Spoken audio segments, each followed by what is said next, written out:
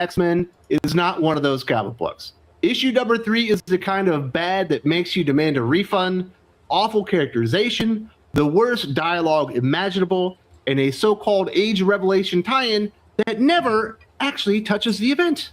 Gale is still telling the exact same story that I think Gale's been telling since the beginning. The worst part about it, there is absolutely no cause for each of the next scenes. It's just, what did Gale want to write? Very, very poorly crafted comic book. One of the more embarrassing things that Marvel has released. And that's really saying something. Something that isn't embarrassing is the sponsor of today's video, the 616 Comics, the #1 producer retailer in the entire industry, bar none. Go check out their website. There's a discount code in the video description for all their awesome exclusive covers. All right, let's get into these details, Doc, because we got a lot of stuff to unwrap here. And we start out, the barn or the house or whatever they're living has burned down. It turns out the Outliers made a pinky swear 10 years ago that they would fight the Shuvarak no matter what. And apparently the Shuvarak has gone down to Atlantis, and Calico, who apparently has some type of telepathic connection to a horse, also now has the ability to turn horses into seahorses. Or do you believe she called brand new seahorses and then turns them into horses later? I think she called brand new seahorses and then turned them into horses. We started this series with who's the mutant, the girl or the horse? And we never really quite got an answer. Now I don't even know what the fuck her power set is. Was that not a horse the whole time? Did she turn like a thing into a horse? When they get to the bottom of the ocean, they turn back into horses, but they don't have the air bubble that all the people have. So I'm assuming the horses are going to drown, even though Gambit now has mounted cavalry. Later, he ends up with like just like an air mask thing of a force field. I don't know what the fuck is going on at any point in this comic book. Why did the Shuvarak go to the bottom of the ocean? No clue. Who's the lady that created the bubble? There's another outlier? Or? I guess. I don't know who has the bubble powers. If the Shuvarak thing has like taken over Atlantis, why is Namor preventing them from coming to Atlantis? I don't know why he wants to fight anybody that wants to go down there and destroy the thing that's destroying his city and his people. As bad as the story is, and I think you guys kind of got the point there that Doc and I have no idea what's going on, but I don't think Gale does either. The worst thing about the book is the dialogue, the internal dialogue of Gambit. He shows up, he runs into Namor, and Namor is speaking to him, and he says, that tone in his voice, it's grief. It's anger at the world that takes and doesn't give. My flower, she touched the wrong power, became two, and that one that's still making Rogue red, she hates me pretty good. The one that loves me absorbed Galactus to save the world and ain't moved or taken a breath in years. I'm sorry, King Namor. I know that hurt, that razor in your throat, because I hear it every day when it comes out of my mouth. When did they establish that there was two rogues? No idea. Maybe it was what was going on in that Rogue Storm book. Maybe they explained it in that. I don't know, but I just know that there is weirdly now two rogues. Why would touching Galactus force one normal-sized rogue to turn red, bounce out from the other one, and then the other one to become a Galactus-sized statue overlooking their house in Louisiana? I think that the splitting of rogues might have happened before. When did she end up with the power to split in half? This feels like Tom Brevoort didn't even bother to keep his continuity correct when he was launching these fucking books. By the time they get to issue 3, they shove in a thing about my flower. She touched the wrong power and became two. I dare you to go read Rogue Storm. No. I'm not even curious. I'm just pointing out the fact that this is nonsensical. And then the girl with the seahorses, I think she can talk to animals, but she can also change them from one animal to another.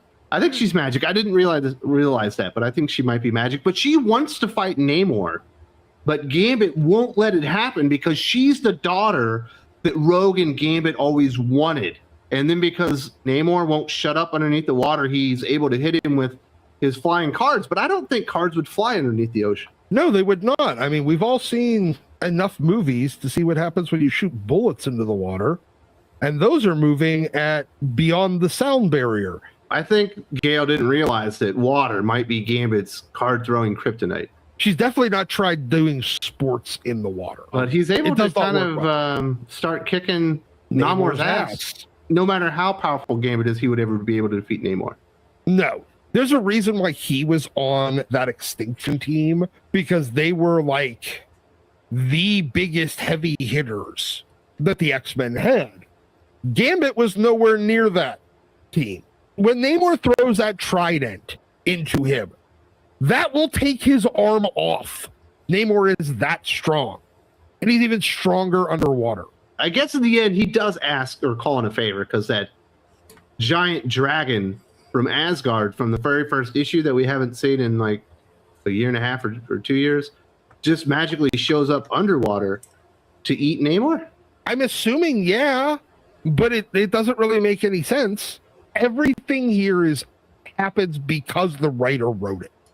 Not because it makes any sort of logical sense, not because it makes any sort of plot sense, not because it advances the plot, just because that's because what Gale wrote next. That is not how you tell a story in a comic book. Somehow the dragon just knows to show up then? He didn't call it. He just was thought about it, and it's there. Speaking of that, because we do have the Shuvarak that's destroying Atlantis, and all of a sudden Calico is going to fight the Shuvarak, even though she's way too small to do that. And Rogue shows up underneath the water as Galactus. And she says, "You have been a plague for centuries, jailer. And I think it's time you took a furlough. Reckon I will. I heard you enough. I heard you." So she gives him the foghorn leghorn fucking thing as she goes and like just slaps his head and bounces it off. Why did Mount Rogue turn into a human again? No clue. No explanation. She's the size of Galactus during the encounter, but afterwards she's the size of a normal human. Like she used up all of her power to make this Shuvarak's thing brain go pop, and then suddenly just shrinks back down to her normal size? Yeah, because she's able to hold blind Gambit's hand. But she doesn't have a bubble. How is she breathing underwater? Residual Galactus powers? And then why did Gambit's hair color turn back to brown, like light brown, but still brown? He just looks blonde. When you read Gambit's dialogue or internal monologue, he's Bobby Boucher. Rogue's dialogue or internal monologue, she is Foghorn Leghorn. And that's when the accents work. Because we do get a final outro on the story, which never, ever, even one time, tried to tie into anything that happened in Age of Revelation. Death Dream traded. He had him the power of life and death. His trade somehow is eternal life for immortal return. He told her X equals family. I can't do it. It's so bad. So apparently Death Dream made a deal because X equals family. Who did he make a deal with? He traded somehow his eternal life for her mortal return. Yet like 2 panels later, he's there. In the group hug. So did he die? He was already dead. How could he trade his life if it didn't exist? I don't know what we just read. She did her a glitch. Alone, we're hopeless, but together we're unbreakable. At no point in here did you prove that you were together, that there's any sort of family, or that you're unbreakable. You just had a plot that retconned itself away. Like every other one that Marvel does these days. I know. So who cares? That is the big question. Who cares by the end? How about this one? We're going to be finishing Age of Revelation. They're going to go back in time 10 years. Will they have still defeated the Shuvarak, or are we going to have to deal with this shit again? Oh, we're going to still have to deal with this shit again. That's the wrong answer. This is a really bad book. And when I say bad, it's truly amazingly bad. They promoted that it was going to be a Lucas Wernick comic. He didn't even illustrate it. So the art wasn't as good as normal. I give this one 1 out of 10, 0.5 out of 5. Absolute enormous failing grade. Gail Simone should stop embarrassing herself and probably just retire. I can't even give this a grade. It is a 0. You get an incomplete, Gail. Because at no point here did you actually write a comic book. Unbreakable X-Men, the miniseries, was never released because there was no story that was ever told. You got a point there. So if you would like the entire review, it is live right now on Doc Unfiltered. Obviously, with the two of us, we went a little long on this one. Hope you see you there on the Patreon and channel memberships very, very soon, and enjoy the full review. But there's a couple of things I guess we can go over tonight.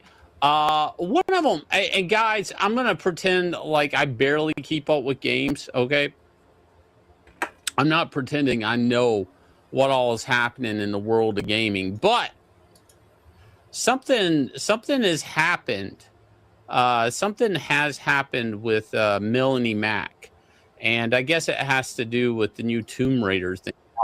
I normally don't give two fucks about no Melanie Macs. Some Melanie Mac and cheese, the cheese. But I guess she has a really bad take on the new Tomb Raider, which I barely saw. I guess they showed some stuff at the Game Awards. While I was suspended, I watched reactions. I was laughing watching her rant about Tomb Raider is returning to its roots. She got cooked on YouTube by her own worshipers, by the way.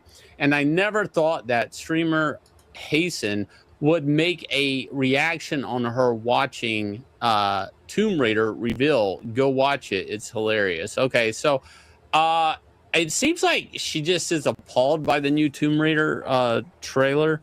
I don't know if you guys saw it, but she's actually pretty. The model, like the face, like they're not uglifying her face up really. Look, her boobies could always be bigger, but you know, Hasten, is it Hasten? That's how you say the dude's name. Hasten. Okay, Hasten. All right. That's what is going on that I'm hyped for. That's still ongoing. It's Resident Evil. You know, Tomb Raider, unfortunately, just the direction that it's gone. The classics will forever live in my heart and be my favorite. But right now, it's like the as far as the show must go on, Resident Evil is that's it for me. Resident Evil is my thing now. So that's where we're at. So. Anyway, what a fun stream. Thank you all. Okay, so correct me if I'm wrong, but didn't she used to have like a giant ass Tomb Raider statue behind her? And like, am I wrong? Was she really big into Tomb Raider? Am I making this shit up? Does anybody know? She's cooked. That's what they'll say. She's cooked. She's morphing into a Saskia. Yes. Okay, so she's really big. Hot Laura Croft is back. That's what I saw. I saw Hot Laura Croft. I don't know what she saw. The world is healing for $2. Not according to Melanie Mac, I guess. Here's another clip while I have it pulled up. Do theater kids like to game? I don't know. I wasn't a theater kid. I am feeling so uneasy about what they're gonna do with Tomb Raider. I can't have rest until they at least get it over with. Even if I hate it, which I might, I just want it to get over with. I just want to see whatever it is. But I'm feeling nauseous. I just have all these. You're feeling nauseous because Laura Croft looks sexy again. And you're upset about that, but you're watching a man being burned alive in a Wicker Man and guys eating chicken legs and stuff and gross imagery, and that doesn't bother you. A guy getting flogged doesn't bother you, but Laura Croft being attractive does bother you. Doesn't make a lot of sense. Just seems weird. In my opinion. This is hot, not gonna lie. All right, so yeah. All right, let me get an old look here. Melanie Mac, I have no love for, by the way, because she called me a cancel pig on screen. Okay, so here's the new Tomb Raider. So you guys understand, this is the hotness that they're bringing on that. I have no love for Melanie Mac at all. Like, you know what? Like, I mean, I was thinking about it. I was like, why don't I get along with more just straight up grift ass YouTubers? Why? I'm like, Shane, why don't you get along with grift ass YouTubers? And I was like, probably because they grifting ass. That's why. I don't know. Like, I mean, that whole her saying over and over that clickbait shit that go viral. I mean, I don't know, man. It's like if some of these people, if drinking milk straight from a cow's tit would make them get them 1 million views, half the people on YouTube would be drinking.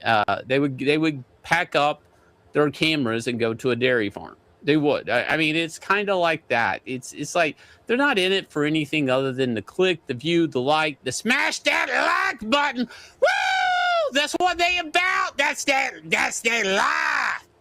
Don't forget, clip, clip, and snip, snip. Hey, just a reminder before we get into the video, I have a fan comic, a He-Man Masters of the Universe fan comic. I've got 6 volumes, 6 graphic novels. These are 1, 2, and 3. I have 4, 5, and 6 available as well. They're graphic novels, each one. A fan story that I come up with years ago and just decided to make, and spent several years doing it and just kind of got out of control. And I just ended up making 6 graphic novels of the whole thing. And I have them available, and if you're interested, hit me up. I also have a sketchbook available, black and white figure drawings, female figures, some adult content in there, just a sketchbook that I put together. And also something I keep forgetting to mention to anybody is that I have copies of this series. It's called Ghost Agents. This is a series, you can Google them and find out who and what they are, but they had me contribute to one of their books, this book, and I did a 6-page, 8-page story. I can't remember what it was. Inside here, it's a beautiful newsprint. I've never thought I'd ever have the opportunity to see my work printed on beautiful newsprint. So there's this short story that I drew, written by our writer Rocco Jerome. This is in here along with several other short stories. It's some pretty incredible stuff, and I have about 5 or 6 copies of these left. I was given a pile of these to be able to sell to people. There's also a backup story of the Metropolis series, if you remember from the movies. Some really incredible artwork in this thing by a lot of other talented people doing a lot of fantastic stuff. These are pretty shockingly interesting, and I have to say that this art reprinted on newsprint looks fabulous, and I was lucky enough to have the opportunity to be part of it. So I still have a few copies of this thing left. So if you're interested in any of these, message me on Instagram, on Facebook, anything, and hit me up, and we'll see about getting you a copy of these things. So that is all I've got for now, so on to the video. Hey, thanks for joining me. Today we're going to look at some old school Rob Liefeld. If you watch my channel, you know that some of my favorite content is to review Liefeld stuff, but I have been very upfront with the fact that I like his older stuff. I still look at his late New Mutants and early X-Force work, and despite all the kind of weird things that are going on, I still like it. I still think it's interesting. Do not care for anything he does in the last 2 decades at least, but there was a time when he had some skills and ability. Like he certainly, I will never deny that the man has had he's got something. There's talent, there's ability, and energy to his work, and everyone knows it. Everyone kind of understands. I don't need to explain it. Everyone kind of gets it. But I'm just in the camp that I've just got to be honest that his modern stuff has lost so much, like literally almost everything that made his work awesome originally. I don't think there's any way to argue around it. I mean, outside of it's just personal preference. You like what you like, and that's totally fine. I totally understand it, but it's just some stuff is just beyond inexcusable and laughable. It's just ridiculous. Anyway, that aside, I have heard forever and ever and ever about the Hawk and Dove series that he did, and it's not, to my understanding, the series that was like the breakaway thing that made him really gain notoriety, but I think it was a big start. I mean, Liefeld being offered and taking on New Mutants a title from, as I understand it, listening to him talk about it. I believe he was offered several different things. I think he was offered X Factor, but he didn't want to follow, I think it was Walt Simonson, because he's like, how do you do that? He's like, all I could do is make it look worse. But New Mutants wasn't doing anything. It was a failing title. And he's like, all I could do is make it better. And that's, to me, sounds like a logical, reasonable business choice. And to his credit, it worked exponentially well. So yeah, he's got something that works. And I've always been curious about this Hawk and Dove stuff. So I was online and saw somebody was offering these 2 issues for extremely cheap. I gotta get back to my stream, Mom. And I'm like, oh shit, I've always wanted to see this. Now I did make a mistake because I didn't care, I didn't research, I didn't know, but this image right here is the one that I know, it's burned into my brain because I've seen that reprinted everywhere. I swear I saw it in like Wizard magazine a million times back in the day. So, to my mistake, for some reason, I thought this is the first issue. And it is most definitely not. It's supposed to be a 5-issue miniseries, and this is issue 4 and 5. So this is right at the tail end of the series. So if I would have known that, I might not have picked them up. You're there, buddy. I'm not sure, because I tend to kind of only want to get like entire runs, and if I can't get entire runs, I'd rather at least get the beginning of it, to start at the beginning. But that being said, I'm more interested in just to look at old Liefeld work. I am not concerned about the story on a Hawk and Dove comic in the slightest. Like, not one bit. Don't care. So, have I read these? No. Do I want to read them? No, absolutely not. There's nothing about these things or these characters that I'm interested in. And again, I'm sorry if you love these things. Great, I'm not trying to take anything away from you, but I am not interested in the stories. There's not a lot of DC comics that interest me, and Hawk and Dove are amongst the bottom of the pile. But Liefeld's art, that will get me kind of talking and wanting to see his old stuff. And so there's a weird kind of back and forth I'm going through in my brain where I absolutely want to give credit where credit's due for what Liefeld has and his strengths, but, asterisk, / wait, hold on, there has to be such a huge helping hand with the inker, Carl Kessel, but the level to which, how much he helps, who's to say? I don't know. I don't know if there's any scans of his pages, him being obviously Liefeld's penciled pages, to see what he turned in versus what the inker had to work with, and then how much he added to it. But if I had to guess, I bet he adds a lot. But then again, I'm not for sure. I had the good fortune recently of coming across, and I don't have a way to look at him right here off the top of my hand, because I didn't do any kind of prep for this video. I just turned it on and started talking. But I saw a couple of scans of Liefeld's early pages of that issue of What If Wolverine Was an Agent of S.H.I.E.L.D., and the level of detail in those pencils was pretty clean and clear, and mostly all him, because Scott Williams inked him on that. But the pencils were pretty solid. So the thing that is kind of frustrating is that Liefeld seems like when he was a young man, he had a lot of talent and ability and potential.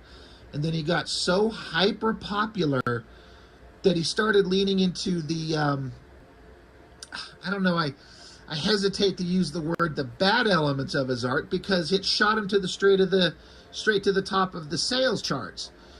But these things that you realize this is what's selling, this is what gets people excited, and then he just leans into that, and so he stopped learning. He stopped trying to do. He only wants to draw the cool shit. He doesn't want to draw the boring shit. And when you go your entire career doing only that, and then you're handed a script or a story that requires you to do some things that you just can't do, it becomes so apparent. And I, go back and look at any of his absolutely brand new, the very most new Youngblood stuff. It's embarrassing.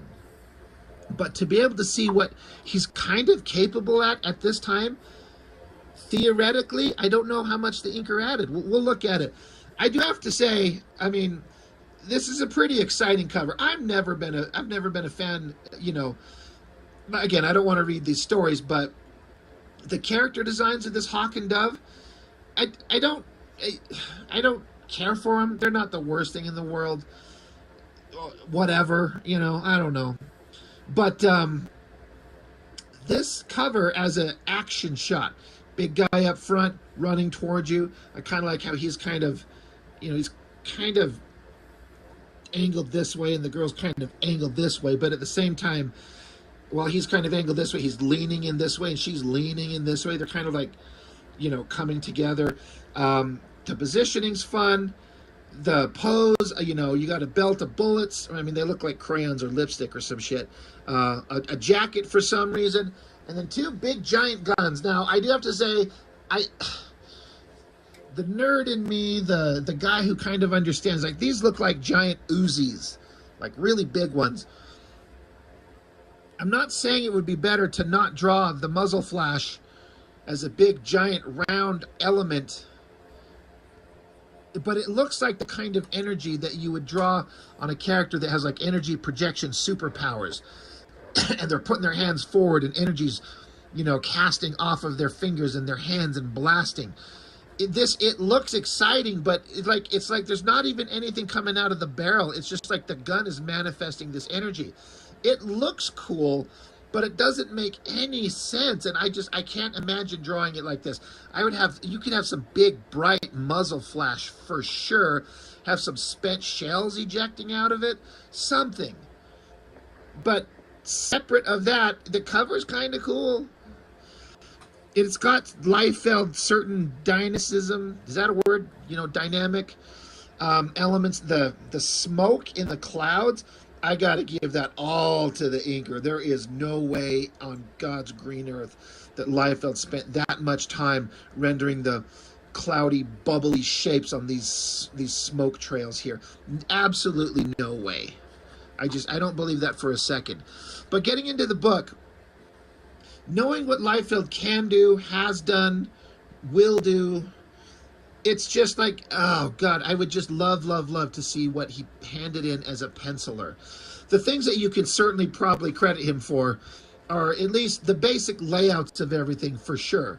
You know, a shot of a guy standing here dead center, a bunch of armed citizens of whatever coming along. And then the positioning of everything in the panel. The storytelling flow feels reasonably solid. Again, I don't know what issues, these are issues 4 and 5. I don't know what issues 1 through 3 look like. I know that it seems to me, and I would love to hear anybody either validate this or tell me if they don't have an experience. If you're an artist or a creative, that sometimes when you start a book, especially when you're new to it, it takes a minute to get into a rhythm and feel comfortable with it. So maybe issue 1 might be a little more clunkier, maybe, I don't know. But it feels reasonably, like, I wasn't really lost for following the story in this stuff. I got it. And so Barbara and Carl Kessel writers, Liefeld penciler with Carl Kessel inking. And I just feel like the inker has to be doing so much of the heavy lifting with backgrounds and textures and details. Probably. You know, I've heard stories of him doing corrections on faces and overpowering it. And there's some places where it feels very much like a Liefeld face.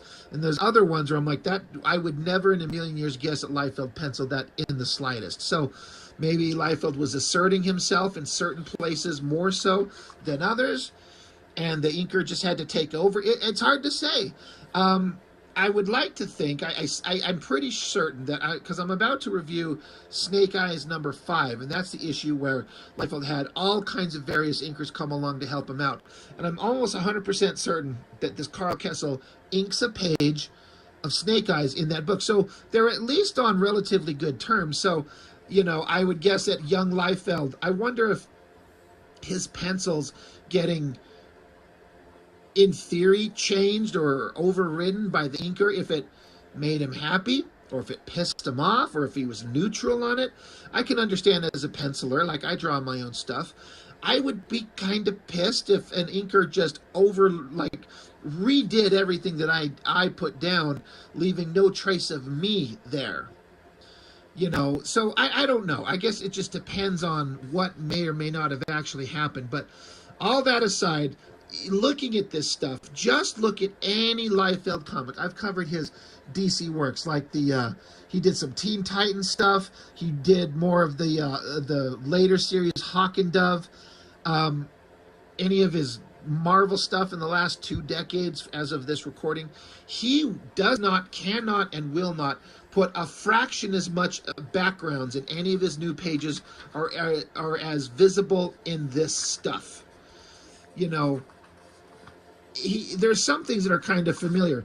Cracked concrete, but at least there's like a plane going up and then a wall coming up and then like a capped edge on like a cement wall and segments on it, and then there's fire and smoke. I would die to know what the pencils look like. There's enough detail in the background to understand what we're looking at. But again, although the layouts are feeling solid enough, it feels like a pretty competent penciler. Close-ups on the faces, far away shots, zooming in on a guy, an overhead shot looking down, the tilted Dutch angle going on here. It all kind of reads as like, this guy's pretty dang good. I'm digging it. Another down shot looking. These faces, like, there's no world I've ever existed on reading comics where Liefeld drew a face that looks like that. Like, there's absolutely no way. I can identify a Liefeld face where he's got full control over it a mile away, right? All of us can. That is not it. So I'm like, there's an inker right there. Also, to be fair, Liefeld's never been the go-to guy to draw the world's most beautiful women, their figures or their faces. He can stop and focus and try on occasion and kind of come up with something that's interesting. And again, he'll always have pages that are dynamic. When he gets into the New Mutants and X-Force, they're dynamic, they're energetic, they're exciting, they're fun, sure. But he's not known for drawing the hot ladies. And sometimes you just look at this and go, wow, that is not him. The inker's doing something there. But again, good shot where all these characters are like in like a proper perspective. All their feet are on the same plane here, basically. That's one way to kind of keep characters in perspective.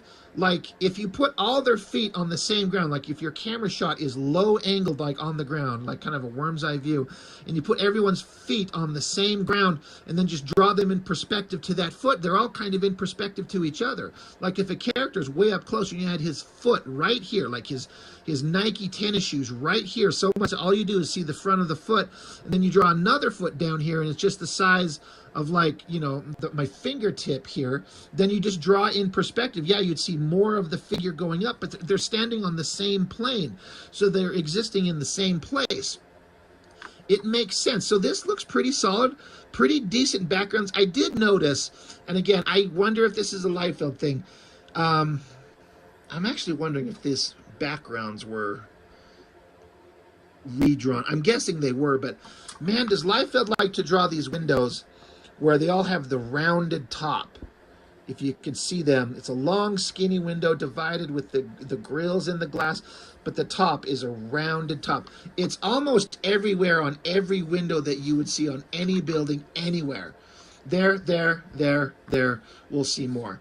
But, good layouts and compositions with the shot as Hawk is fighting Douchebag here, and then Douchebag turns into a giant lizard monster, and then, reverse shot, flip back. Grinning, dives at him. Now, there's a little bit of like storytelling incongruity. They're basically sitting on top of each other, fucking, and so then the guy jumps at him as if he's 20 feet away. Like he's already on him. Like this kind of, you should put this panel there and that panel there. Honestly, you should swap these two. Whatever. Monster bites on his gun. Hawk just bonks him on the head. Good kind of cluttered. I say cluttered, not implying something bad, but there's lots of, elements going on in the backgrounds. Flying creatures. Birds showing up everywhere. Again, everyone kind of like got your feet resting. Like that's an artist trick I've seen them do, where you've got like the ground as the panel border, and again, just put everyone's feet on the fucking panel border, and then just draw the characters to the size relations that you're after, and they all kind of match up. It works. The shots of the birds coming down, another pretty reasonably well drawn 1-point perspective, essentially, building shot. Like these are backgrounds. Liefeld can't do this anymore. He just absolutely refuses to do it. So you can't help but wonder, like, was he under more of an editorial mandate or oversight, and he was just a young guy with no power to argue? And so he stopped and put in backgrounds. Like, look at this shit. This is an overhead shot looking. You got the street, sidewalk, a fire hydrant, bushes, hedges, a twisting fucking staircase. You got a door trim, a transom, panels on the door, a lights, outside light, the shutters, like fucking backgrounds everywhere. Is that Liefeld penciling it? And if he did, is all that detail in there, or is the inker filling that in? Did Liefeld just do like a basic grid perspective and then just said, here you go? It's another example of that is not a Liefeld face at all. Maybe I can see some slight similarity to the shape of the mouth, barely. What definitely is a Rob Liefeld page is this shit right here. Every panel, especially specifically with the nondescript generic crates in the background. I look at that and I'm like, oh my God, young blood, Jesus Christ. X-Force #2, where Kane, Weapon X, fought Deadpool. There was a bunch of these boxes with the slats on them, the angled slats, just random wooden crates in the background with the screen, cross-hatching screen tones in the background. But a faraway shot establishing them, close-up on the two figures staring right at us, close-up of a face, and then these two face shots are very much a Liefeld thing, and then the big standing awesome figure carrying a belt of bullets, a jacket, grenades, and two giant Uzis. I do have to say that it's nice to see Liefeld drawing a firearm that looks kind of like a firearm that exists in the real world, and not that just long cylindrical or flat oval kind of shape of a gun that he then eventually puts in the hands of everybody. Because guess what? Drawing these guns is a fucking pain in the ass. It's hard. He's leaning into some bad things here. He's got just a clenched fist, and he almost doesn't bother to draw any kind of handle, and he did not draw even the trigger guard on this hand. This one he did. You can see the handle visible, the trigger guard, some straps with some belts and fasteners on it. But this one type of gun, he basically redraws this exact firearm for every gun in the rest of the book, almost. So it's like he had one, maybe he had a toy, maybe he had a G.I. Joe fucking little plastic gun, and he just drew that, which is fine. I've heard of J. Scott Campbell, I think. Now I'm stopping myself, I'm pretty sure it's him. We'd like go to the store, go to Walmart or whatever, and find G.I. Joes, and they all have these little plastic guns, and you buy them as reference to know what firearms look like. So you don't have to go find a picture of it. You've got a three-dimensional representation of a firearm in your hands, and you can like look at it up and down and forward and back and know what details are supposed to be on there. But that is a Liefeld page, and that is a Liefeld pose. And honestly, it looks pretty awesome. The face is solid, the pose, the power, the heavy shadow on his big, giant hawk bulge. Jesus Lord. So it's all pretty solid. And then he also gets into, there's a lot of pages, this is where it kind of starts, with a lot of long horizontal panels like this. And I don't mind it, but it did start to kind of get, I don't mean it as a negative, but repetitive, in that I started to notice he likes to do these long panels like this. This is before he leans into, well, I'm going to dedicate 3/4 of the page to one giant shot, a giant close-up on a face, or the guy standing there flexing, gritting his teeth, something like that. But before that, there's more panels on these pages than he's drawn in any other 20 comics combined. Again, because he's working from a script, working with some other professionals that are probably kind of directing him and kind of demanding of him, for lack of a better word, of what you need to do. But, you know, that is a pretty terrible van. Jesus Christ, were they in a van? Maybe they just loaded their shit up into a van, but there's still crates in the van. Maybe this van is like the Doctor Who TARDIS, and it's like infinitely bigger on the inside. I've never watched Doctor Who, not one bit, but I seem to have heard that. Is that correct? Anyway, it's a pretty terrible van, but you know, it gets the idea across enough. Why are there just crates in the van? Because it just makes me feel like this previous page is just them standing in the back of a van. Is it? Who cares? Moving on. Yeah, long vertical panels, but yeah. And again, this is another thing that even Liefeld gets better at, but I've seen a lot of pencilers do this back in the day. We're like, see this top panel here? This is a good panel. It's tilted, again, Dutch angle. They've got their guns, and there's big blasts shooting from the barrels of their gun, hitting all these monsters. But then look at these panels. Look at that weak sauce, crazy little muzzle flash. There and there. I don't know. For me, like, part of this comes from, I don't know. This is pure conjecture. Maybe it's completely irrelevant. If I had to guess, I would say Liefeld has never fired a real fucking gun in his life. I could be 100% wrong. I have fired guns. I've got a Ruger 357, a Glock 9mm. I've got to fire shotguns. I've fired an AK-47. Holy shit, is that fun. I mean, we executed those little empty soda cans with extreme prejudice. Just pop, pop, pop, pop, pop, pop, pop, pop, pop, pop. Very fun.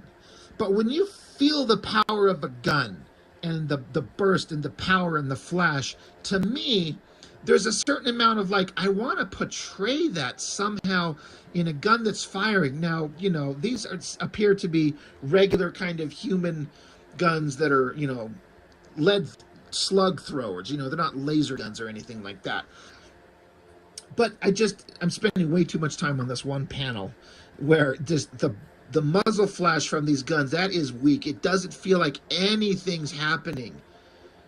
It's just, it doesn't have the burst like those do, because you see the shot and you see the impact, but this is just, you know, it's not quite there. Anyway, goddamn, speaking of the screen door background, that is some hyper tiny line work to get that pattern back there. Holy shit. Did the inker just decide to do that? Again, here's more of the long panels across the page. And again, it works very well. Some artists, I've seen them almost exclusively do panel layouts like this, especially in an action scene, because it kind of gives the implication of a widescreen movie experience. But it's just kind of interesting to see. I don't feel like you wouldn't see panel layouts like this in a Liefeld anything now. And so it's a little boring. There could be some excitement in the pages, but that's when Liefeld takes it too far the other direction. But, you know, good action, you know, far away to establish where they're at, establishing shot, close up on the figure, whatever these weird power sets are. This guy looks like a blocky, weird, I don't know what the hell's going on with this guy. I don't care. Again, I didn't read it. I do have to say, that panel right there, I kind of like that. That really looks like Liefeld. The guy standing there just holding his arms out, the angry face, the dark eyes, the gritted teeth, that is old school, but very identifiable Liefeld. And then even the anatomy on the muscles. There's kind of an anatomical muscular shorthand that he's doing that is not exactly, or far from exactly photorealistic correct, but enough that it reads as exactly what it needs to be, and it still looks good. I like it. It looks kind of neat there. Good shot of the girl doing a tumble jump to avoid the blasts. That close-up of the face, that could be Cable for all you know. All you need is a little flash on one eye and a couple of lines to be a scar. That looks like classic old-school Liefeld, where, again, he's really asserting himself and coming into his own as an artist. There is no time or place where you could ever show this to me and tell me that this is a Liefeld page here. It's funny how you get some that feel very much like him, and then some like not in the slightest. Nothing about that looks like Liefeld anywhere at all. Not one bit. It reads fine. And so, you know, there is such a thing as a penciler draws one way, and then you have a finisher, an inker, a good finisher, a good inker. And I don't know much about the inker, Carl Kerschel. I don't know much about him. Honestly, when I think about him, I hear the name, I think of Hawk and Dove, and he worked over Liefeld, and then I understand that he probably did a lot of heavy lifting in the drawing. I've had the good fortune of working with an inker, Chuck Gibson, who's done lots of professional work for Image Comics, and he talks about often, and I think about often, is sometimes you get this awesome synergy of you get a penciler who draws one way and an inker that draws another way, and when they combine, it creates what he's referred to as the third artist, meaning it's not just the penciler, nor is it just the inker, but them combined are a unique entity that has a specific look, and sometimes that is the best version of an artist. Look at Silvestri inked by Dan Green, and then look at Silvestri inked by Scott Williams. It's two very different things for multitudes of reasons. Silvestri's attempting to draw pages in different ways in different eras, but they almost don't look like the same guy as in terms of who's drawing it. But that third artist concept always comes to mind, and this is definitely a combination of penciler and inker coming together to create something that honestly looks pretty fine. It's reasonable, it's serviceable, it looks good enough, but I'm comparing this to what I've seen Liefeld do later in life, and his unwillingness to draw certain things in pages, backgrounds, and spend time on the boring stuff. He just won't do it anymore. I can't imagine a panel where he would ever dare to draw a fire hydrant with some actual kind of details on it, some broken boards, I mean, that is kind of a space filler, a long brick wall, but all the bricks are spaced out with the offset, the way that bricks are laid. You know what I'm talking about, where you have two laying like this side by side, but then one sits on top of them, and then you just kind of alternate the spacing to give a brick wall its strength. Just the backgrounds and everything, that face kind of feels like a Liefeld face. So does that one. It's just, there's backgrounds and there's storytelling.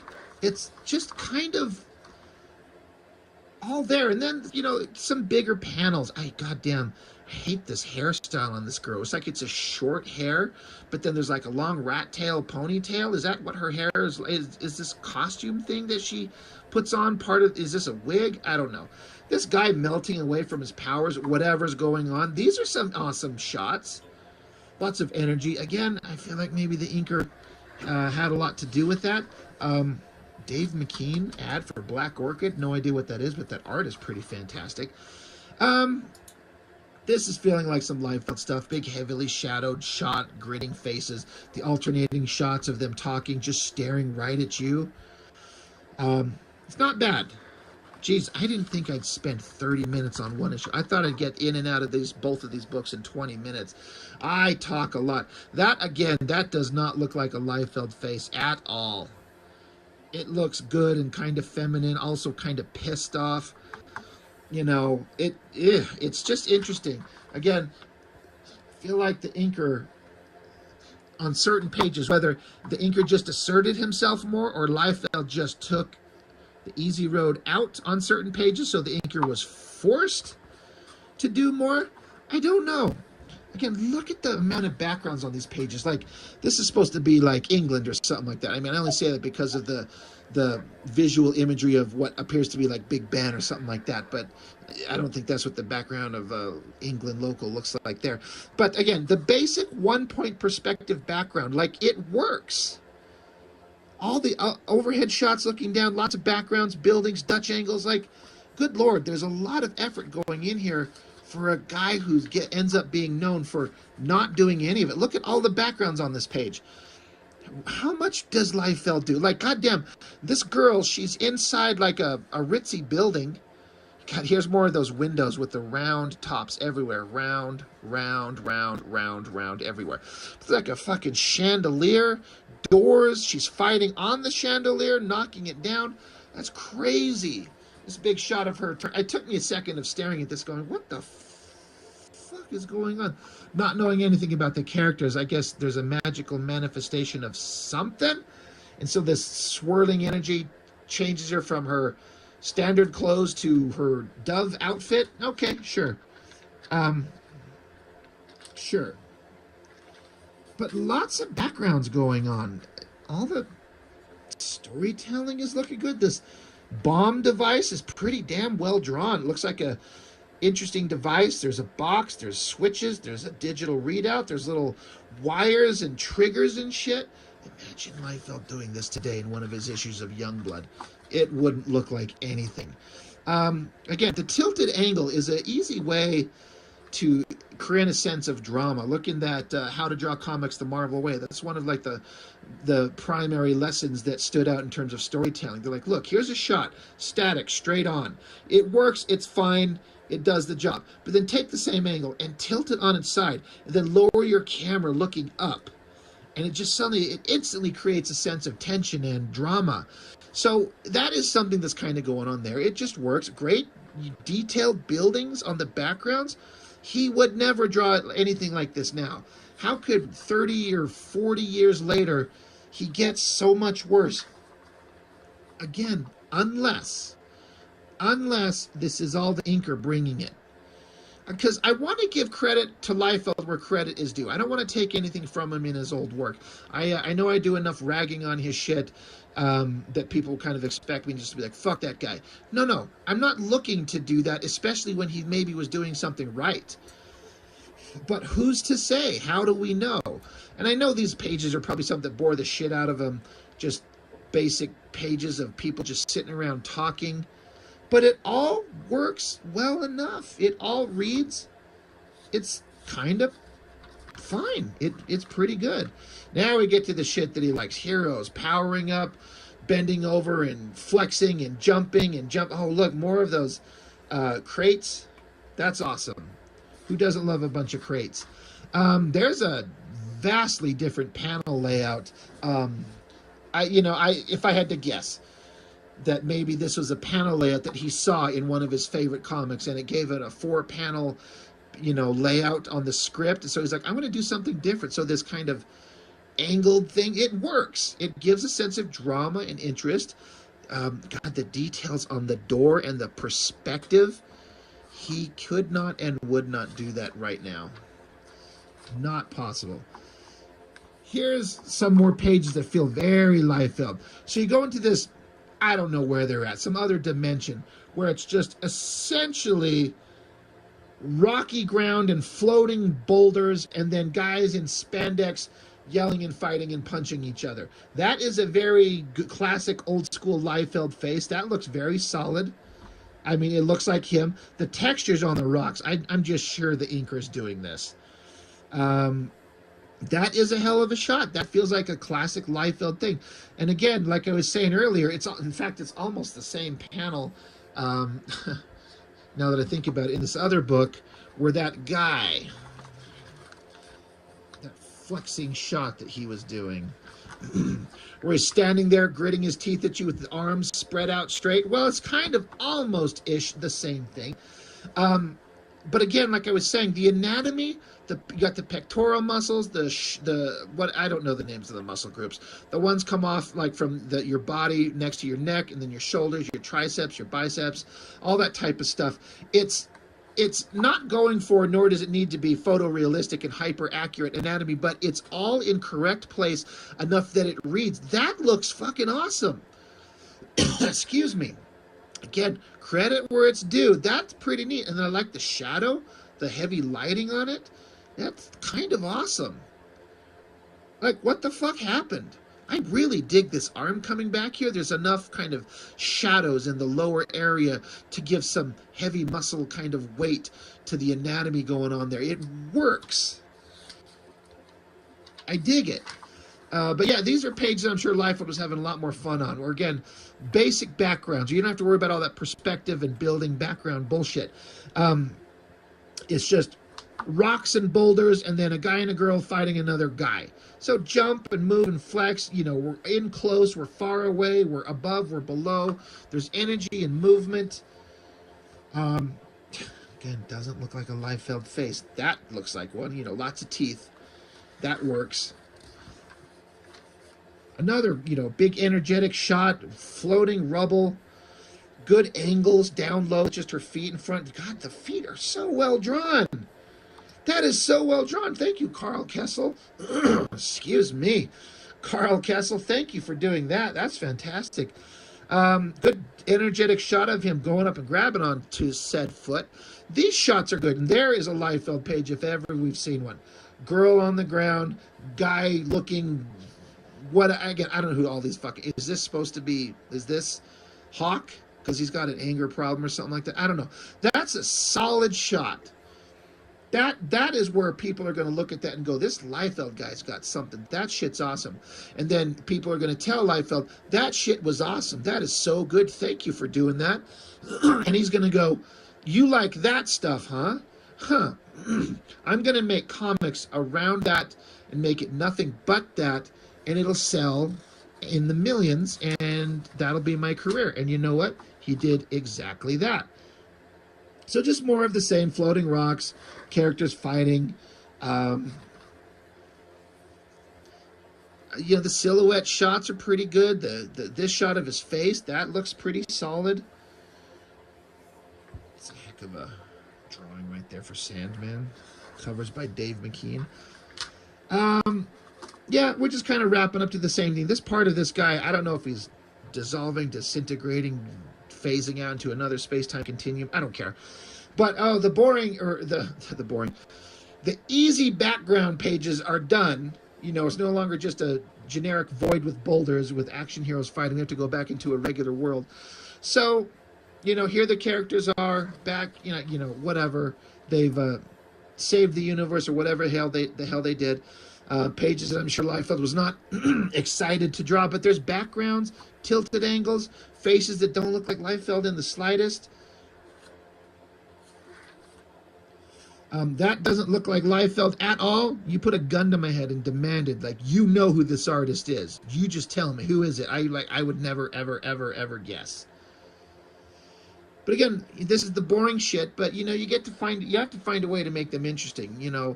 Choose your panels and render their clothes and just find interesting ways to interject character and emotion in their body language and the way that they talk. And you got shadows and, shrugged shoulders and hands in pockets to kind of tell the story and make it feel like there's some kind of emotional drama. So yeah, it's not guys punching each other, but at least you can find some way to make it interesting, because you're eventually going to get back to the pages where they get in their spandex outfits and jump off and go fight bad guys. And as an ending page, that's kind of cool.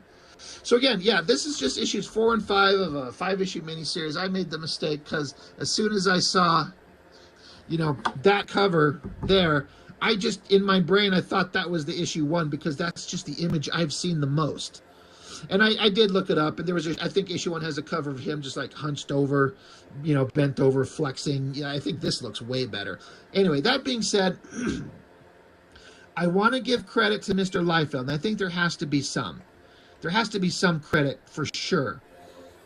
But I feel like the inker has probably done so much more heavy lifting here, but I don't know. Without being able to see what the penciled pages look like, it's all just guesswork on my part. And it's well, I know that he can't do this later on in life. You'd like to think an artist would get better as they go on in their existence. But some people de-evolve and lose some of the cool things that they were able to do, and they never recover. So I don't know. I want to give credit to Liefeld, but I got to give a lot of credit to the inker on this, Mr. Carl Kessel. Made it look like a pretty dang exciting book. They in terms of what it is. Again, I know I talked about, I don't read DC. I'm not interested in the story. Don't give a shit. But I look at it visually, and it's not a train wreck by any means. It's not bad at all. So it's just kind of interesting. I wish I had seen the first 3 issues. Maybe I'll track them down sometime, but I mean, I don't know. I'm probably never going to look at these books again, but it's kind of fun to see what old school Liefeld could have been, should have been. There's a lot of potential that, whether, depending on how you feel about the man, he either achieved, he certainly achieved success, but did he reach his potential? Success and potential, it's a little different. Anyway, I'll shut the hell up right now.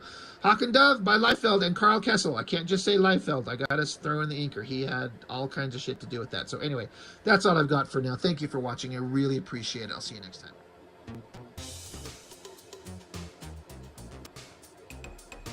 Welcome to the Rob Liefeld Show featuring Robservations. I bring over 40 years experience in the world of comic books and entertainment. Across 5 decades, I offer insights and opinions on the business and the art of comic books and pop culture. If it's happening in games, in streaming, in movies, in comic books, we are covering it and discussing it right here.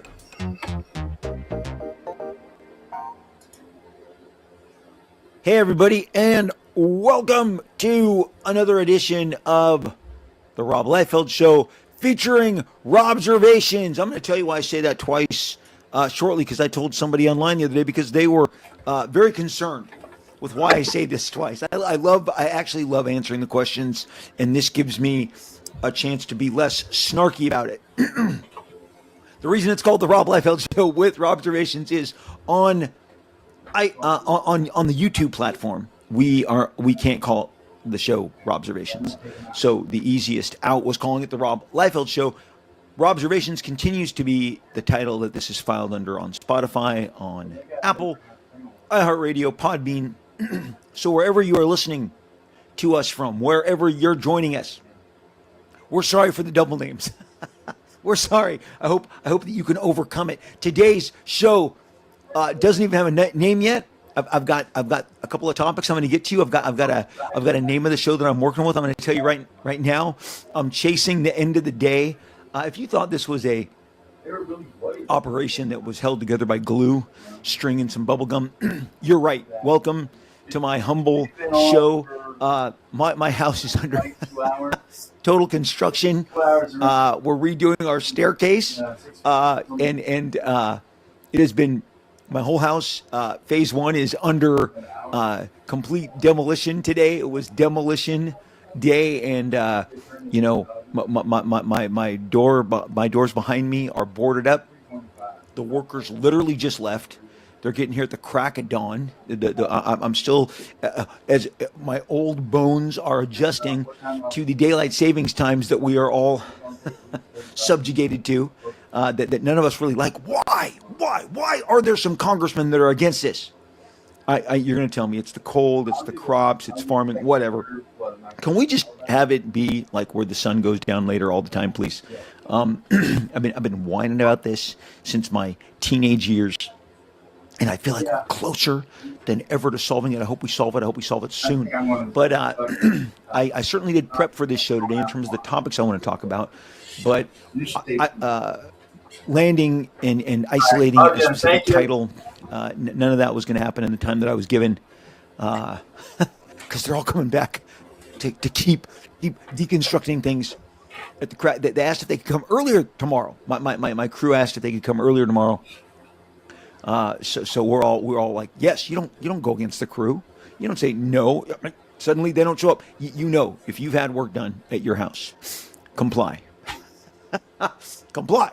So we are squeezing in this episode today, and it's going to be a fun one, and it's going to talk about some interesting topics, some interesting stuff, and I know that one of them, and it's always on my mind, and you're like, Rob, you are obsessed with this. I am obsessed with it. I'm a lover of, as you'll see right behind me, the X-Men. Those are my reader copies. Some of them are so banged up, but if you want to stumble into my office, especially my nephews when they were young, when they were 4, they were 5, pull them off.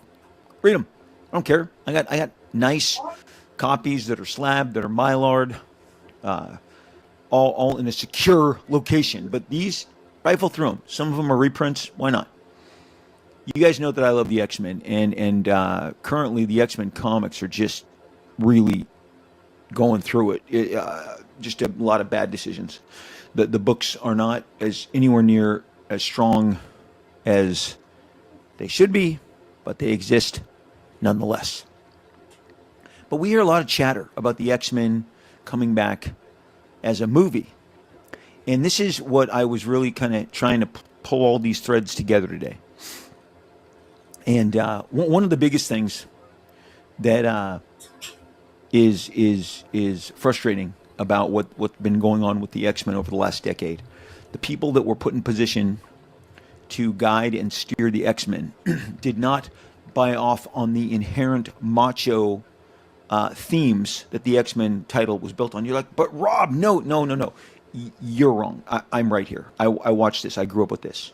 The machismo that was spitting out of this comic at its peak with Wolverine, with Sabretooth, okay, with Colossus, with Magneto versus Xavier. You're talking macho. Even the powerful women were slapping the men around. Dark Phoenix, Storm. Then you've got the 90s with Cable, with Bishop. It's just machismo after machismo. It's macho. Macho in pop culture is having kind of quite the decade. It's beyond the 5-year mark. We're about year 7, year 8. If you watch a Taylor Sheridan show like we do, and we watch them all, Tulsa King, mayor of Kingstown, 1923, 1963, 1973, whatever the 1823, whatever calendar date that Taylor Sheridan puts out, we watch it. Landman, Yellowstone, all the spinoffs that are coming. Lioness is my favorite of all of them, okay? We literally watch all of them. I'll watch Nola King with Sam Jackson. And I know that some of them, Taylor Sheridan has gotten more and more distance. There was Lawmen. Bass Reeves, watched it. He's gotten further away in some of them. He's just a producer. Like on Tulsa King, he's about as far away as you can possibly be, but he staffed it. He created it. He worked with Stallone to create that show. If you like it, you like it. If you don't, you don't. But he essentially branded the Paramount Network, put it on the map, and drove the subscriptions that are so important in regards to building out streaming services nowadays. The entire platform is built on machismo. And what are Paramount's biggest franchises? Top Gun, Mission Impossible. Let's say the Transformers, the Hasbro stuff that they have. Either. All Patriot games, the Tom Clancy stuff. Keeps getting to us. Macho. It's the temperature. It's Paramount. The weather. I mean, all that's missing on that giant Paramount Mountain logo is a giant strongman flexing, probably firing, a giant rifle like Rambo. Macho has been driving an entire streaming platform to the point where, if you've been paying attention to the news, and I won't just go far. I will go further into it by telling you, we don't just watch the shows, we love the shows. Landman is a 10 of 10 for me. Lioness is a 10. Yellowstone would have 7, 8s, 9s, 10s, all high marks. Landman, 10. I mean, these shows really entertain both my wife and myself. We get a big kick out of them. All of our friends watch them, and you're like, well, you're a bunch of Gen X wackos. Be that it may, my card swipes, it spends, and it secures those subscriptions and those commitments to those services month in, month out. We like the Taylor Sheridan stuff. We love the Taylor Sheridan stuff. And it clearly has an audience because Peacock, the NBC owned by Universal / Comcast adjacent network, just stole him away. He will be going to Peacock and making all sorts of new macho. Because, I mean, we're talking about, this is the guy that wrote Come Hell or High Water. He wrote and directed Wind River, which is a freaking masterpiece. I mean, you got, for the comic book heads who've never seen it, go watch a movie starring Hawkeye and Scarlet Witch that's better than any Marvel movie that they were featured in as Hawkeye and Scarlet Witch. Sicario. One of the ways that I bonded with James, that's his dad, Josh, Super Josh, Josh Brolin, when he was picked as Cable, and I got to know him pretty much the spring of 2017 on, he was the star of Sicario, Taylor Sheridan's kind of breakthrough movie that put him on the map and showed everybody what this guy can do. Did you know he used to give my sister-in-law acting lessons? He was an acting coach in Los Angeles. He decided to change his perspective, change his outlook, put his, pen to paper, and he wrote himself into a big, giant, mega success story. So now he's getting $1 billion, and that is what Variety reported, Deadline reported, The Wrap, Hollywood Reporter, everybody reported, $1 billion. So I guess the macho brand is safe. The macho brand is good.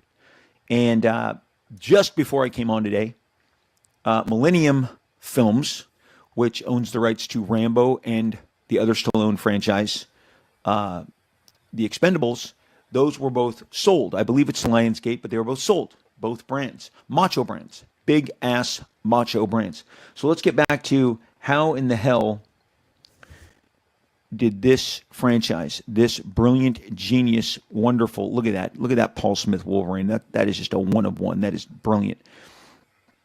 How did this book stop being macho?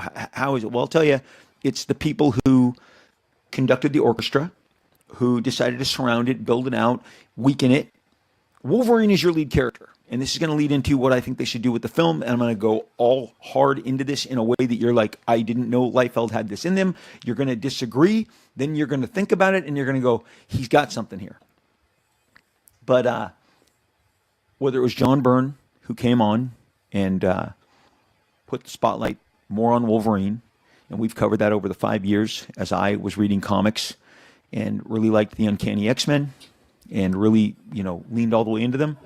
The emphasis was on Wolverine. Wolverine became more of a point of emphasis, whether he was controversial in actually murdering people in the Savage Land, which caused the editor-in-chief to kind of throw a red alert and throw some red flags and say, hey, we can't be doing that.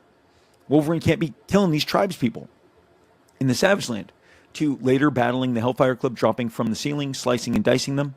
His epic battles with Wendigo.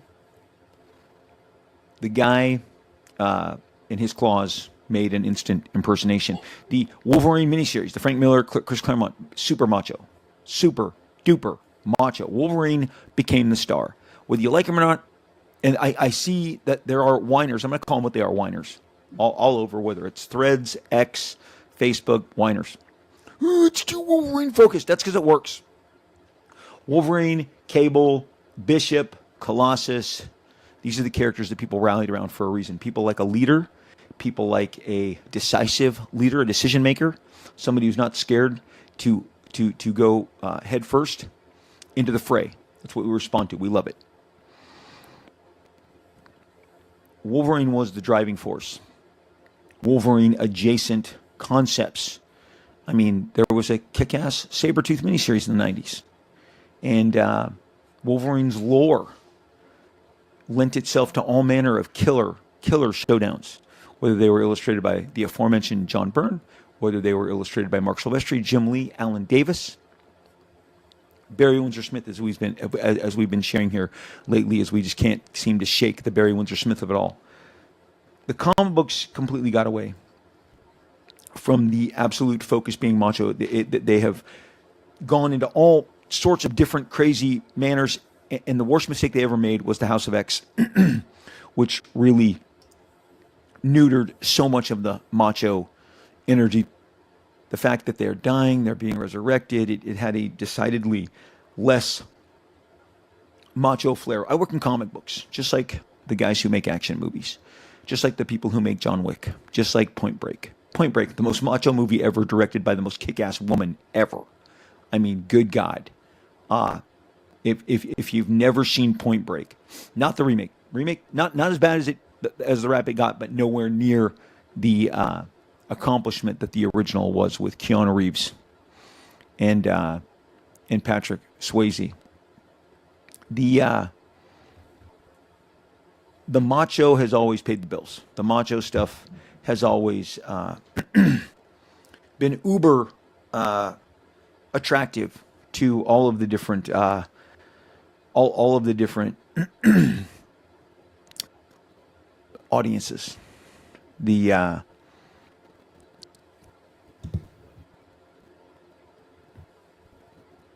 macho. It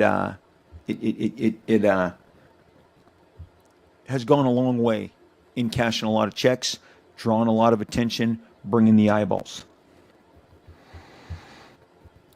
I'm just whether it's Die Hard, whether it's Rambo, First Blood, Cliffhanger, you name it, all these action movies, Predator.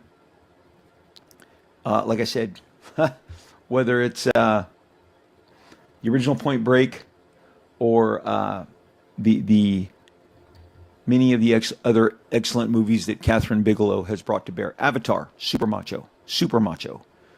Stephen Lang is macho personified as he tries to take down the entire race. in Avatar, and this is the stuff that people dig, and it's stuff that is disappearing from comics because there are editors who believe that we should be broadening the base. No, one thing that politics has shown me, and I'm not talking about politics 2025, I'm talking about politics in the 80s and the 90s, and I'll willingly, openly share what I have shared with close friends for years. I believe you feed the base. Once you recognize why people care for what you do, you absolutely, give the people what they want.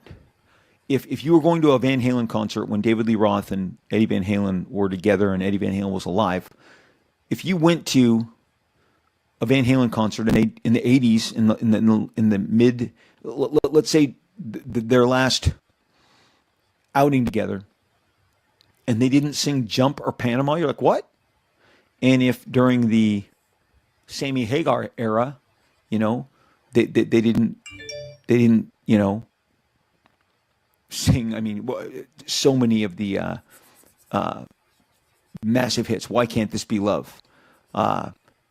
You want them to sing the hits. If you go to an Eagles concert, and I've been to about 12 of them, they don't forget to sing Hotel California, their biggest hit. When we, saw Fleetwood Mac, they sang all of the hits off Rumors. You play the hits. You play the hits because that's what the people want, and you give people, increasingly why they have tuned into you in the first place. Now, I've seen artists play around, screw around, maybe try something different. I'm all for it. Without artists experimenting, then we'd all be lost. Frank Miller never forgot to experiment, whether it was adopting a European kind of Mobius style approach, mixing it also with like Lone Wolf and Lone Wolf and Cub, which is what he did with Ronin. There's some great fruit to be born from every experiment. I believe in experimenting. I've experimented with different art styles, different layout styles, but I'm guilty. I stay in a lane that I not only enjoy, but I believe people expect. It's something that I created for myself. Good, thank God, I really enjoy it. There's never a day I take out my page and start crafting it and resent it. I'm like, this is so great. I'm so glad I'm doing this. I said this a few hours ago. I'm so thrilled that I am making comics, superhero comics, the kind of comics that I grew up loving. I am still trying to make.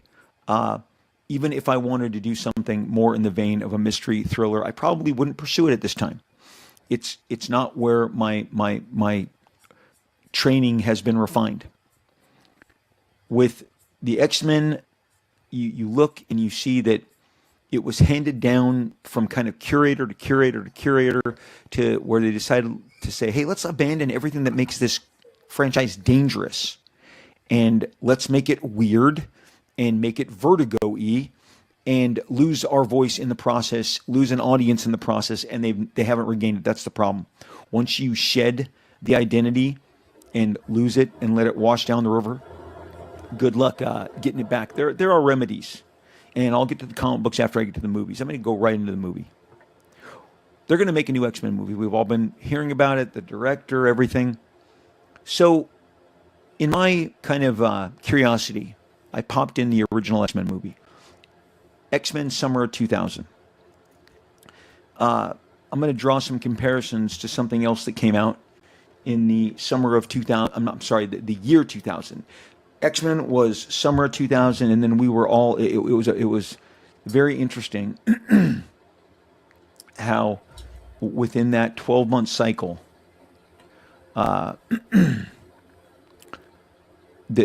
we were suddenly introduced to all these what would end up being these burgeoning new franchises. Now, it wasn't in time to be in the same calendar year, but within, from summer 2000 to winter holiday season 2001, we would get a couple of franchises. And two of them share a whole lot of DNA, stuff that you wouldn't expect off the top of your head when you would be interacting with both of these, you'd be like, well, wait, these two, bestsellers really don't share a whole bunch of DNA, but there's this one place that they cross. It's perfect. And it makes both of them work so well. With the X-Men in 2000, let's go back to Fox's original development of this. Why was the X-Men even getting made? No comic book movies had been made, and they thought of them as comic books. I'm going to say it again once. I'll say it once again. I'm still in contact with Mike DeLuca, who ran New Line Pictures, who ran New Line Cinema. He was the president of movie production. He gave the green light capacity to everything. When they made Blade, they knew was a comic book. The character was taken from Tomb of Dracula. It was carefully curated for Wesley Snipes, who couldn't get Black Panther going anywhere else. And he literally, pardon the pun, sank his fangs into this one. With great success, by the way. But Blade was not marketed as a comic book movie because comic book movies had some stank on them. Batman and Robin, if you were to grab 10 people who are along with me going to the executive suites, sharing their comic book stories, being summoned, hey, we kind of think we want comic books for all these different execs from Paramount, Warner Brothers, Sony, Universal, they were all sniffing around it. I knew the exec in the mid-90s who couldn't get the Incredible Hulk movie off the ground. They couldn't do it. It had been a hit TV show. It had been a hit line of toys. It had a pedigree that went outside of comic books, given that it was a top-rated show when it was on CBS with Bill Bixby and Lou Ferrigno, a must-see Friday night, appointment television for kids and families of my generation. It was very, very well crafted that Bill Bixby was acting out basically the role of the fugitive. They modeled it. He was always on the run, always having to conceal his identity, wanted for wrongdoings. But you wouldn't like him if he's angry. You wouldn't like him if he's angry, and he got angry twice.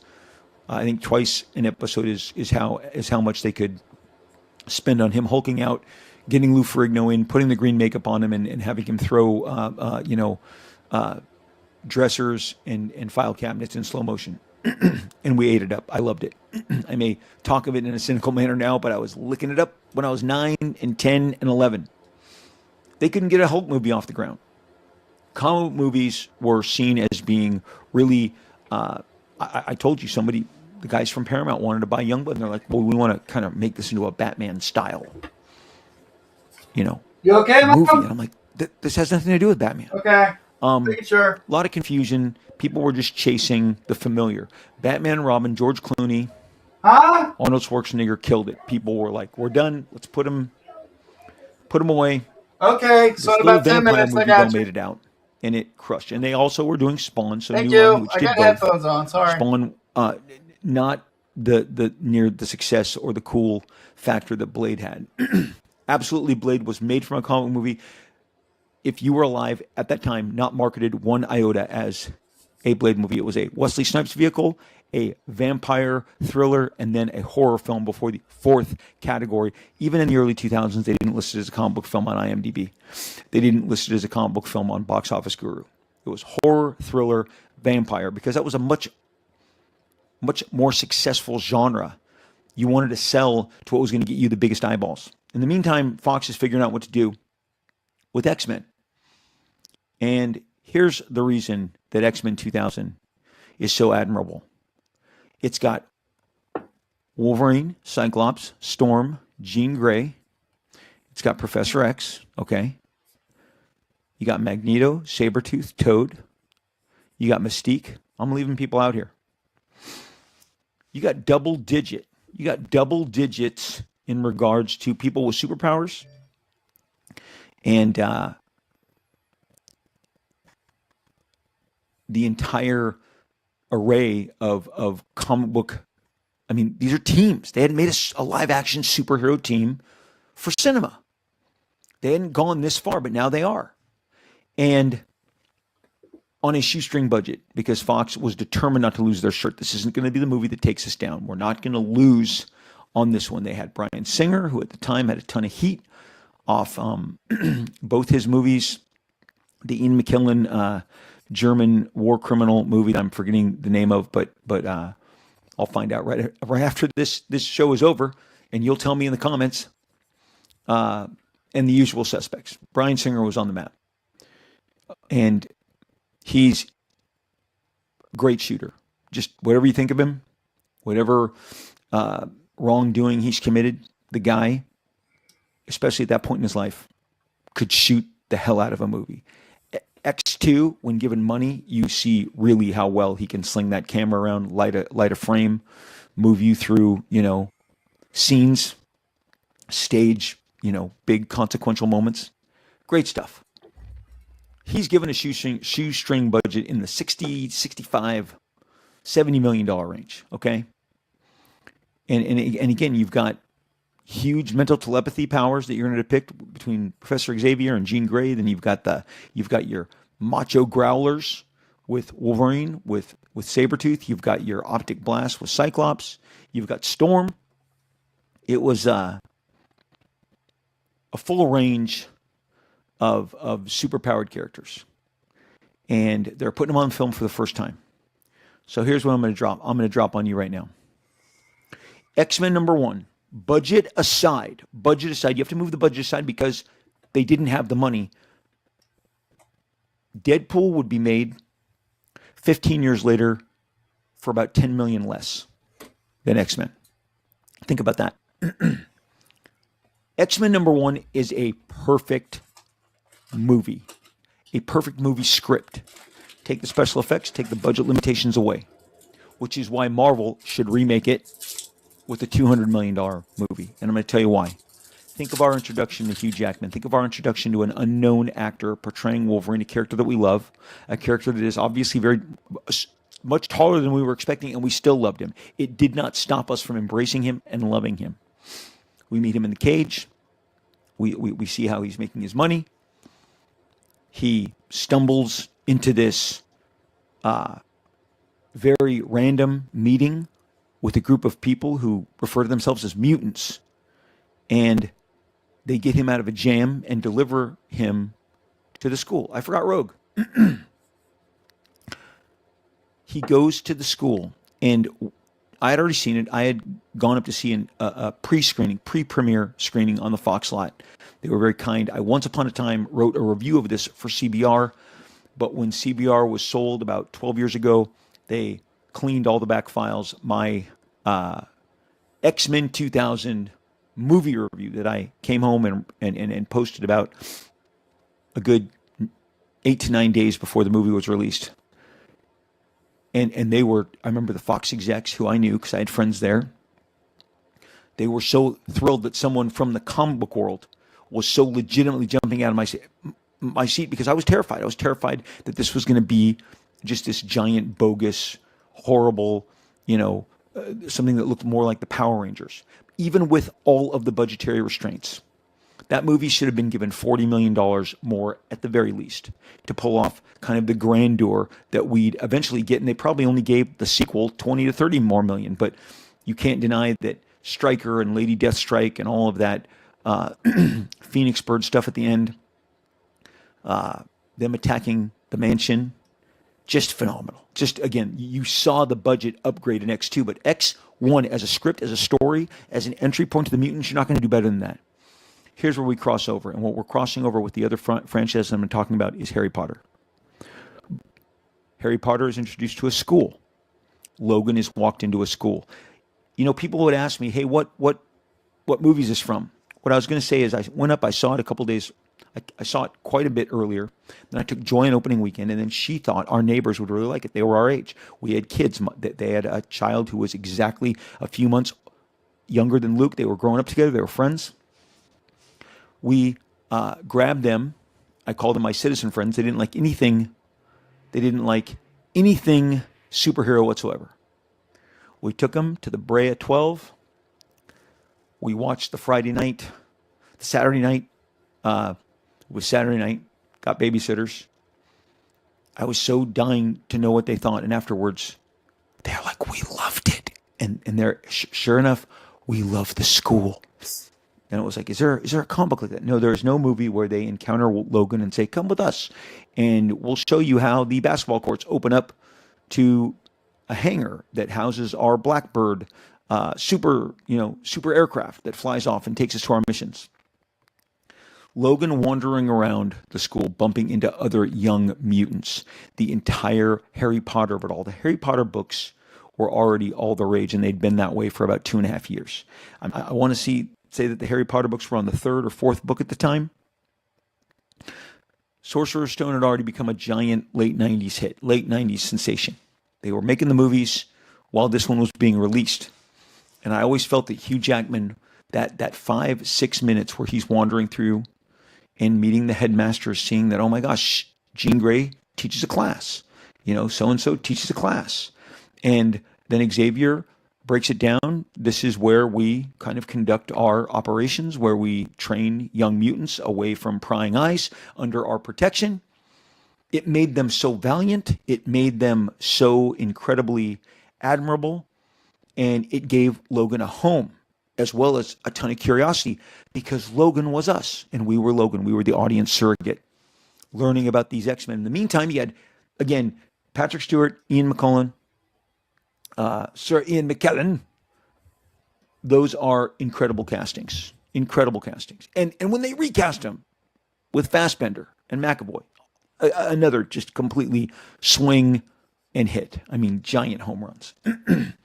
But those first outings with Stewart and Sir Ian, fantastic. This was in whom me forever, Charles. That last line, phenomenal.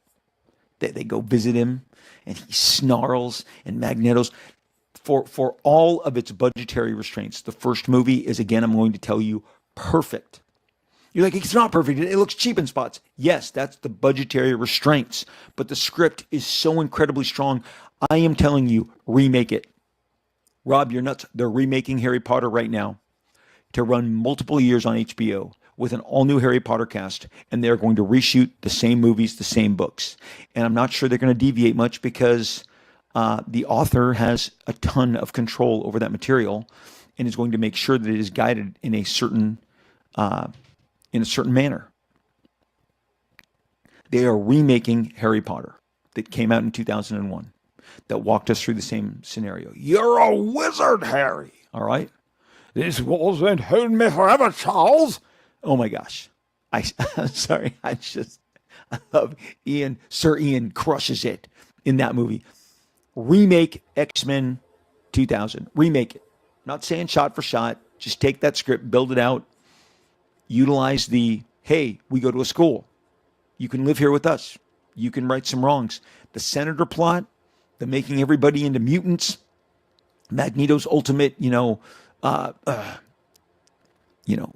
revenge on mankind, really get a great opportunity to have a battle on top of the Statue of Liberty this time instead of something that was so obviously soundstaged, but still, as best he could, Bryan Singer staged that really well. Wolverine, Sabretooth, facing off up on the top of the Statue of Liberty. Good stuff.